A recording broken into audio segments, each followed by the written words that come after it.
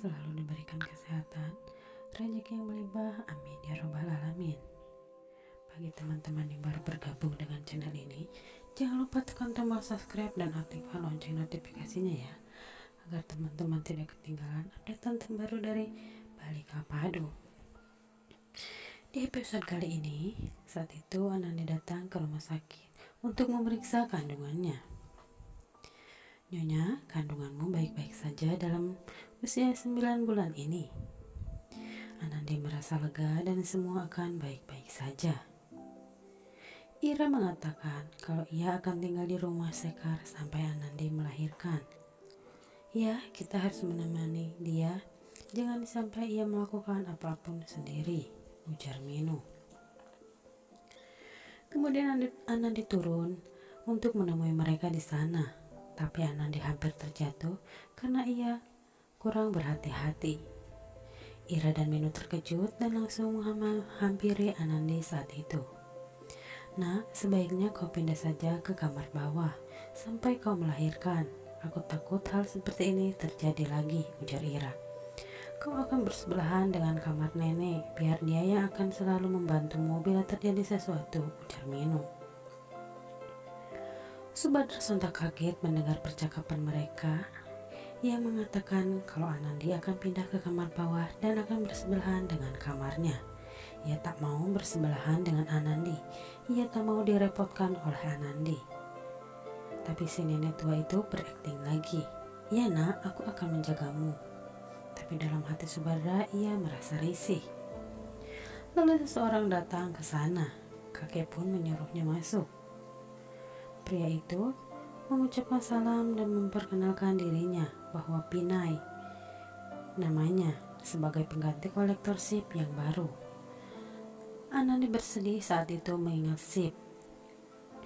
Kakek pun mempersilahkan Pinai untuk duduk. Pinai berkata, tunjangan untuk sip akan ditransfer 2-3 hari lagi. Lalu Pinai memberikan sebuah surat. Minu pun mengambilkannya untuk Anandi. Lalu Anandi pun membacanya. Anandi tiba-tiba menangis saat itu. Lalu Anandi berkata kalau pemerintah memutuskan untuk menghormati Sip dengan menjadikan Sip sebagai Rajasthan Ratna Ewos atas keberaniannya. Semua terharu mendengar kabar baik ini dan bangga dengan apa yang Sip lakukan. Pinai pun berkata, pemberian gelar itu akan diadakan besok, bertepatan dengan hari kemerdekaan kita. Pinai meminta agar mereka semua datang untuk menghadirinya.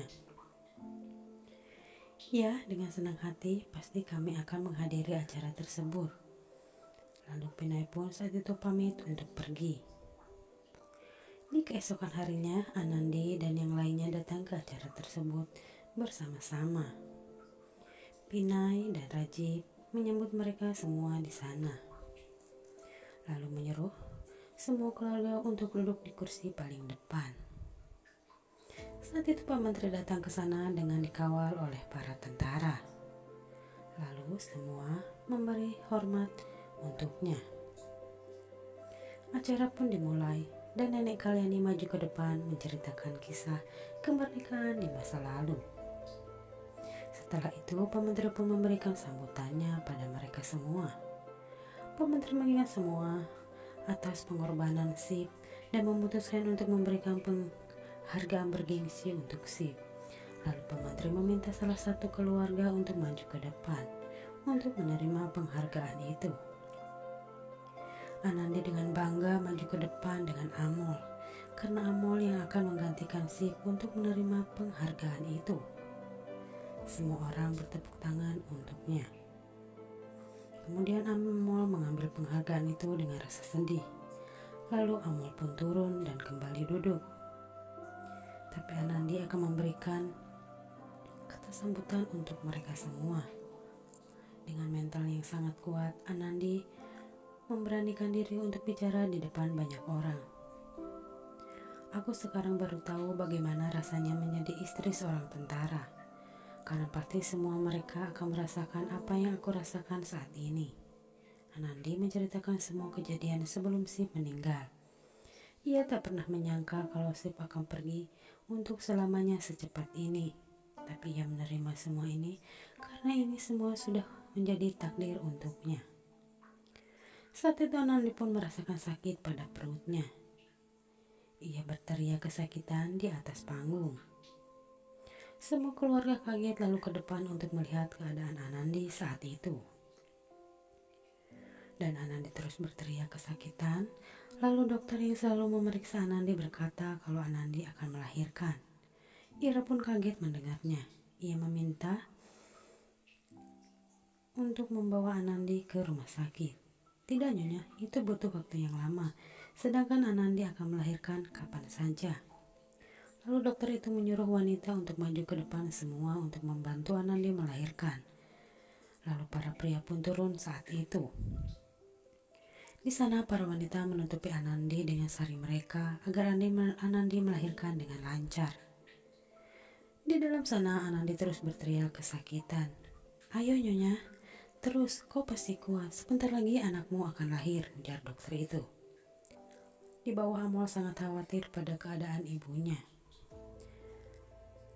Tapi tak berapa lama Anandi pun melahirkan anaknya yang pertama dengan selamat. Ira dan Meno bahagia melihat cucunya mereka menangis saat itu. Kemudian dokter memberikan bayi itu pada Minu. Lalu Minu membawanya keluar untuk menunjukkan bayi itu pada semua keluarganya. Ini lihatlah, anak Sip telah lahir, ujar Minu. Semua bahagia melihat bayi tersebut. Sedangkan kondisi Anandi tiba-tiba melemah dan ia pingsan. Bangunlah Nyonya, kau harus kuat. Kau harus melahirkan bayimu yang satu lagi, ujar dokter itu.